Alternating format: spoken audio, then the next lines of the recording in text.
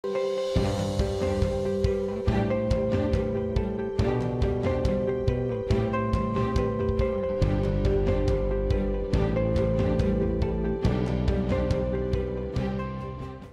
găsit, dragii mei! Sunt Simona Muscă și mă aflu la Clinica Alegria alături de Vlad Vâlciu, actor și trainer pentru cursurile de actorie în cadrul Clinicii Alegria. Bun găsit, Vlad!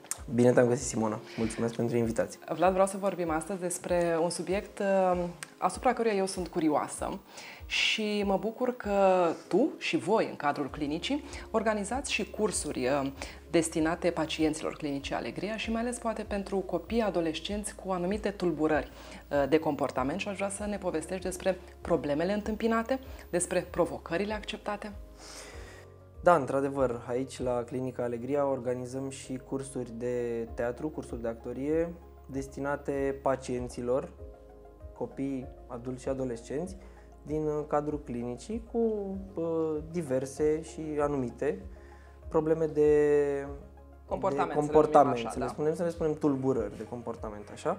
Într-adevăr, provocările sunt, ca în orice alt curs, să spunem, diverse.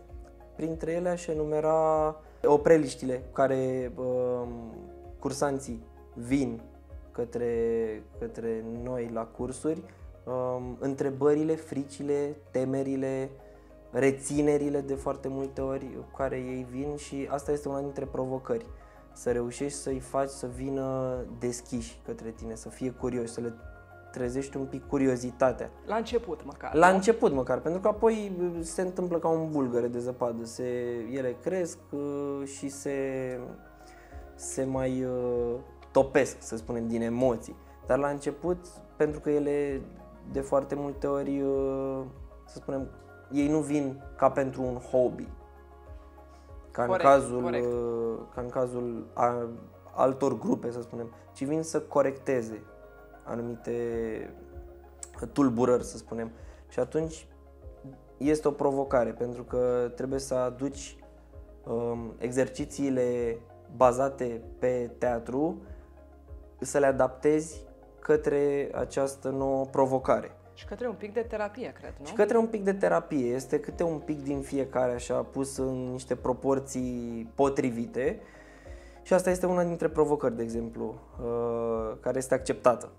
Dar mie mi se pare foarte interesant că voi ați ales să aduceți, da, către pacienții Clinicii Alegria și astfel de program. Sunteți singurii, sunteți primii, mai organizați, din ceea ce știi tu, Vlad, în acest moment, pentru că eu personal n-am mai auzit de acest lucru și mi se pare mai mult decât o componentă terapeutică, ci și o componentă umană. Sincer, nu știu dacă mai face cineva. Știu că e în mod normal așa, este bine să-ți cunoști, să spunem, colegii, da? Îi cunosc, dar nu știu să mai facă cineva și nu aș vrea să spun ceva greșit, că nu mai face nimeni sau habar n-am. Dar da, cred că este o componentă care conține o latură umană, așa. De ce? Pentru că eu cred că arta, frumosul și emoția trebuie să se adreseze fiecărui om. Și aici, la Clinica Alegria, cred că fiecare om care face parte din această echipă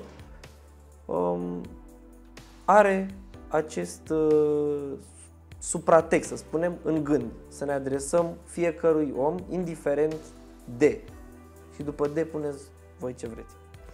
Vlad, aș vrea să vorbim un pic acum despre coeziune și adeziune la grup și societate.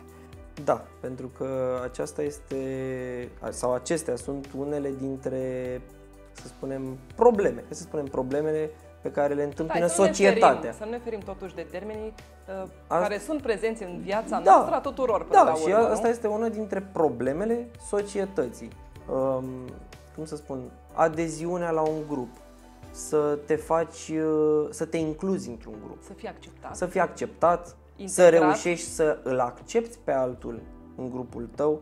Asta este chiar așa cred că este o problemă a societății în ziua de azi. Pentru că am devenit individualiști, am devenit, fiecare este separat, este pentru el și nu cred că Mergem către o direcție Nu cred că foarte mergem bună, într-o nu? direcție foarte bună, dacă mă întrebați pe mine așa.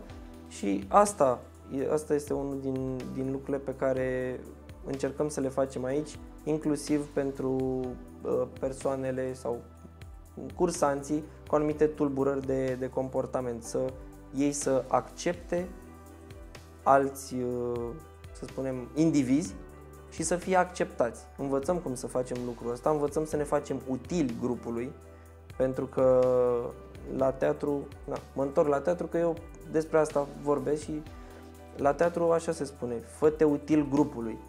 Așa învățăm și aici la cursurile acestea, fă-te util grupului, fă-te util societății și ea, la rândul ei, fiind formată din acești indivizi care se fac util societății, și grupul îți va fi ție util, te sprijini. Pentru că dacă unul este bun, celălalt este bun, toată lumea e bine. Și individul face grupul și grupul face individul. Ce frumos spus! Iată că, din ce înțeleg de la tine, aceste cursuri de actorie și de teatru, practic, ne ajută nu numai să ne corijăm, așa cum ai spus și tu, aceste tulburări de comportament, dar și să ne transforme pe noi, să ne contureze caracterul, da? Și să mergem către un drum potrivit nou și către o integrare și o adaptare. Da, pentru că teatru, eu cred că este și o formă de educație. Și atunci trebuie să atingem și acest punct de învățarea anumitor lucruri, da? Și cred că putem face lucrul acesta urmând anumiți pași pe care noi aici urmăm la curs și cred că lucrurile în final se văd și evoluțiile fiecărui cursant, eu le văd și părinții, să spunem, copiilor le văd și sunt foarte bucuroși și mă bucură să-i văd mulțumiți și mândri, nu? Că, eu știu, copilul sau adolescentul său poate face și chestia aia, poate să își controleze emoțiile, poate să vorbească în fața altor colegi sau în fața unui public. Nu știu, există diferite tulburări de comportament cu care eu mă întâlnesc, la fel ca și colegii mei, psihologi sau medici de aici, și încerc să mă adaptez nevoilor fiecăruia și să văd ce pot să fac pe structura lui, să modelez informațiile mele pe structura fiecăruia. Și e un lucru foarte interesant, apropo de provocări, e o provocare interesantă să încerc toate informațiile și toată cunoștința mea, atât cât este, să o modelez. Și să o inserez, nu? Acolo să o inserez este nevoie ușor, de ea. ușor, pentru că totul trebuie făcut ușor, lucrăm cu sufletul, în cazul oricărui cursant, da? Trebuie încet să săpăm și să ajungem unde trebuie. E ca un burghiu, așa. Dacă spui lucrurile bune în fiecare zi, la un moment dat ele pătrund singure unde trebuie. Se duc exact unde trebuie, pe drumurile care trebuiesc. Vlada, aș vrea să ne dai, te rog, exemple de tulburări de comportament cu care lucrezi și activezi în acest moment în cazul Clinicii Alegria prin aceste cursuri de actorie și teatru. La cursurile de teatru destinate persoanelor cu diferite tulburări, mă întâlnesc cu copii care se confruntă cu diferite forme de ADHD. Deci au o, să spunem, dificultate în a controla energia destul de mare, da, într-o proporție destul de mare pe care o au. De fapt întâlnesc diverse probleme de vorbire, rârâieli, sâsâieli, pronunții greșite sau incomplete de cuvinte, din anumite motive. Poate și bâlbâieli? Bâlbâieli, deci cam toate problemele așa de pronunție, și ne întâlnim cu ele și încercăm să le ameliorăm în primă fază și, de ce nu, să le corectăm. Am în cursuri copii care au sindromul Asperger, copii de diferite vârste chiar, așa, care se confruntă cu această, să spunem, tulburare, da? Sau copii care sunt ușor dependenți într-o mai mică sau mai mare măsură de tehnologie. Cred că ar fi trebuit să încep chiar în chestia asta, pentru că aceasta este întâlnită aproape, este omniprezent, așa. Și atunci probabil au anumite probleme de concentrare. Concentrare și de comunicare. Mai ales. De comunicare reală, de fapt. Mai bine zis, că așa o comunicare mijlocită, da, este ușor pentru ei să se folosească de toate tool-urile astea. Dar o comunicare reală, o comunicare fizică, să spun, este ușor dificilă pentru ei. Și mă confrunt inclusiv cu lucrul ăsta. Am mai întâlnit și copii care au fost, să spunem, excluși sau marginalizați din diverse grupuri de la școală. Deci fenomenul bullying, cumva, nu? Cumva, da, să spunem. Recunosc că nu sunt foarte familiarizat cu termenul ăsta de bullying și nici eu, pentru mine, nu înțeleg cam unde ar fi limitele acestui termen. Știu la ce se referă, dar cam acolo ar fi, să spunem, o marginalizare, aș vrea să-i spun eu, sau o excludere ușoară din grup sub diverse forme, poate mai puțin sau mai mult violente verbal sau, Doamne ferește, chiar fizic, nu știu. Și întâlnesc și astfel de copii.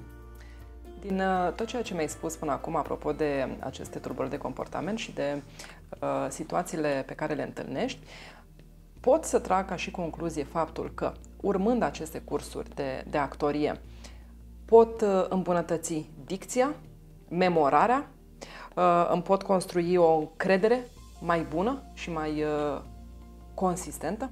Da, îți poți controla. Ce anume mai câștig, dacă pot numi asta? Deci, pe lângă acestea pe care le-ai enumerat și sunt foarte bine enumerate, chiar în ordinea potrivită, aș spune, mai câștigi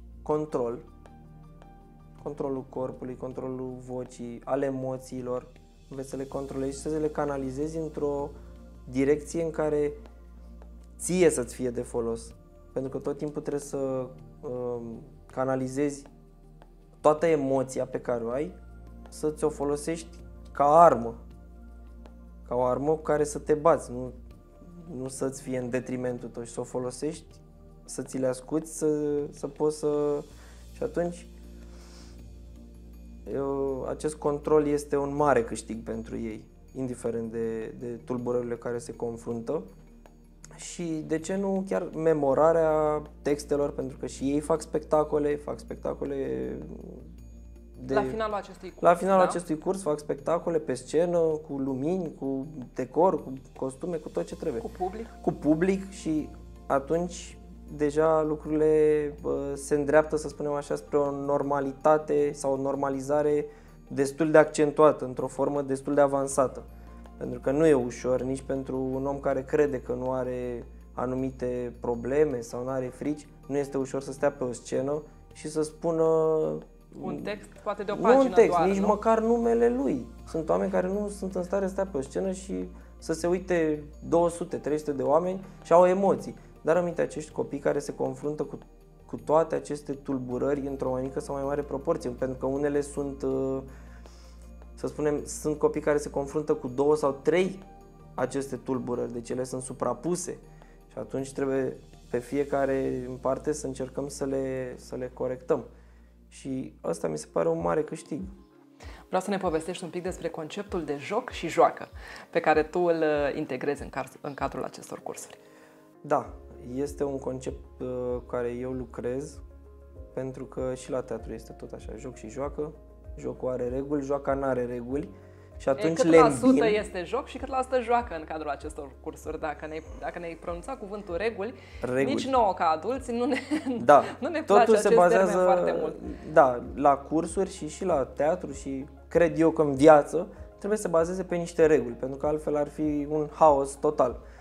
Și atunci încerc să învăț prin joacă jocul. Încerc să învăț jocul prin joacă. Încerc să ușor să le introduc regulile și anumite, să spunem, hai să le spunem limite, da? Printr-o joacă care să-i facă să le placă anumite lucruri, da? încerc să îi canalizez și să-i duc unde vreau ca să ajungă să respecte niște reguli, de multe ori fără să-și dea seama.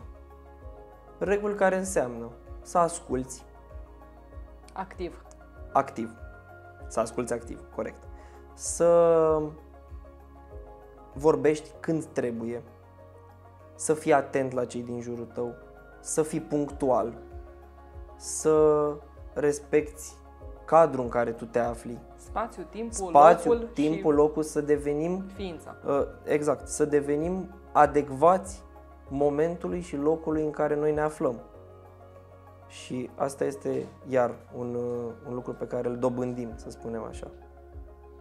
Apropo de dobândim, voiam să te întreb cu ce alte lucruri în plus față de cele pe care ni le-ai enumerat până acum ne ajută acest curs și cu ce concluzii rămânem și ce obținem.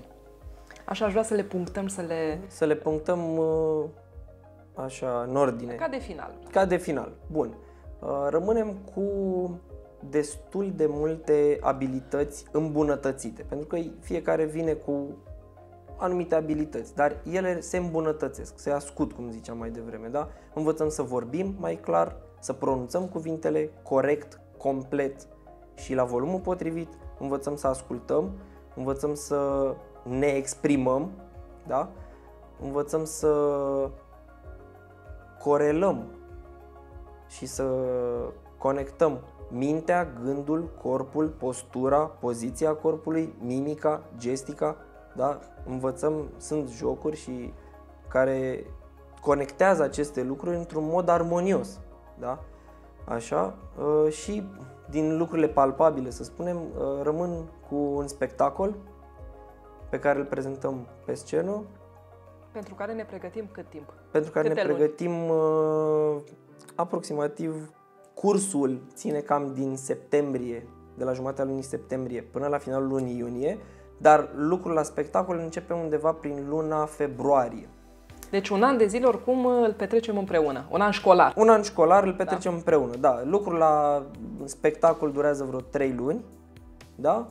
Iar în rest se întâmplă joculețele care îi ajută pe ei să poată să accepte și să fie pregătiți pentru spectacol, pentru începerea lucrului la spectacol, da? Și cum vezi transformarea lor din momentul în care iei primul contact cu aceștia până când se aud aplauzele de final? Incredibilă. E fantastic. Deci eu de când îi întâlnesc prima dată și văd fricile lor, văd panicile, văd... Poate și dorința de renunțare la un moment dat, nu? Da, de ce nu? Văd întrebările din ochii lor, văd culoarea privirii, poate, neliniștea, văd priviri, eu știu, speriate, pierdute. Dar ce fac eu aici? De ce m-a adus mama? Frica de necunoscut. Frica de necunoscut, așa, până la... Ce rău îmi pare că s-a terminat? Până la întrebările, ai zis foarte bine. Auzi, Vlad, dar când mai începem? La toamnă. Începem din nou, la toamnă, alte și alte lucruri. Pentru că există și modurile pentru avansați, da? Care încep în toamnă și cei care au participat în primul an, începem pe aceeași structură din septembrie până în februarie alte jocuri, alte joculețe, iar spectacolul devine mai complex pentru că mergem ca la școală, clasa 1, clasa 2, avansăm. Și atunci ne adaptăm cerințelor, ca să zic așa, și nevoilor, de fapt. Nevoilor, despre asta cred că este vorba. Mi-a făcut mare plăcere să discutăm și să aflu toate aceste lucruri minunate pe care le faceți. Vă felicit pentru idee, în primul rând, pentru răbdare, pentru dorința de a face bine celuilalt, așa cum ai punctat și tu. Și îmi doresc să particip la un astfel de spectacol, să pot să aplaud niște copii care au venit cu o privire plină de întrebări. Da, foarte frumos ai zis, nu prea am ce încheiere să fac după ce ai spus tu, pentru că ai spus foarte frumos și mă bucur că există oameni care apreciază munca asta, că este o muncă și a noastră, și a mea, și a lor, și a tuturor, așa. Și a părinților. Și a părinților, a tuturor. Deci e o echipă care lucrează așa, nu sunt doar eu. Eu sunt așa, mă rog, dar e o echipă. Tu ești locomotiva, Vlad. Da. Nu te-aș picta chiar într-o tipologie modestă, pentru că nu ai de ce. Știu că pentru tine teatrul și actoria reprezintă mai mult decât o meserie, ci un stil de viață, însușit, asumat și dus până la extreme, Da. și până la cele mai frumoase rezultate. Da, îmi place să cred treaba asta și da, sunt un fel de locomotivă, dar e și gara, care trenul trebuie să se oprească într-o gară la un moment dat. Și gara este acest spațiu pentru că putem să ne desfășurăm. Și e foarte important că în zilele noastre ai un spațiu în care poți să faci lucrul ăsta. Așa, nestresat de timp, de vremuri, este mare lucru. Și de asta zic că nu sunt doar eu, suntem o echipă aici și eu sunt doar așa, pionul din față, dar e multă lume în spate care face lucrul ăsta și vă așteptăm cu drag la cursuri și la spectacole, să vedeți ce pot să facă la un loc munca, dedicarea, încrederea și curajul și curiozitatea. Ce pot să facă toate aceste ingrediente așezate în sufletul acestor copii minunați pentru mine. Felicitări încă o dată, vă mulțumesc pentru atenție și aștept să-l revăd pe Vlad cu alte și alte povești despre teatru, despre actorie și despre dăruirea lui față de acest domeniu. Mulțumim și noi!